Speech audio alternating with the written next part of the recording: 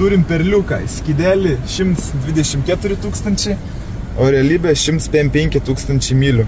Smagratis baršk, viskas nutrinta, nu žiauru. Žiauru. Ir tokių automobilių pilna. Per VIN kodą, kas geriausias bairis, kad rodo tikrą ridą, viskas fiksuota gražiai. Tai klausimas, kaip čia iš tikrųjų 155 tūkstančiai mylių, tas gaunas 208 tūkstančiai kilometrų, o skidelis 122 tūkstančiai kilometrų. Kosmosas, ką? Pastaruoju metu pastebiu tokią tendenciją, jog Lietuvoje vis sunkiau nupirkti apynaują automobilį su tikra rida be rimtų kažkokių defektų. Dauguma pardavėjų tiesiai šviesiai sako, kad viskas gerai su automobiliu, bet atvažiuojam, patikrinam, nu ir ten liūdnos mišios jiems.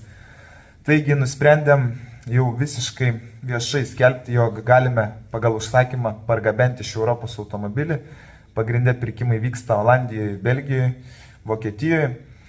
Taigi mūsų žmonės gali patikrinti tenais šiuose šalyse tos automobilius, gyvai nuvažiuos, padarys diagnostiką, su dažų matuokliu praeis kokybiškai viską. Galbūt net ir aš pats padarysiu patikrą, nes taip pat jau pradėjau važiuoti į Vokietiją. Galite duoti kažkokius užsakymus, tarkim, jūs neranda čia Lietuvoje automobilio, brūkštelkit mums žinutę, susiskambinsim, susisieksim, pasitarsim. Arba tiesiog esat jau išsirinkę automobilį šiuose šalyse ir norit, kad mes atliktumėm jiems patikras.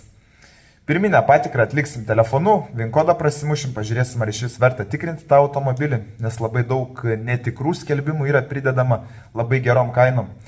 Bet kartais pasitaiko ir tikryje.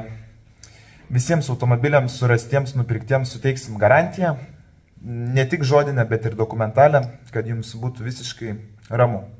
Jau senai atliekam šią paslaugą, bet dabar jau, kaip sukaupėm pakankamai žinių, galiu viešai pasakyti, kad galim iš Europos pargabenti pagal užsakymą automobilį ir jam suteikti garantiją. Tai tiek žinių, laukiam užsakymų. Iki.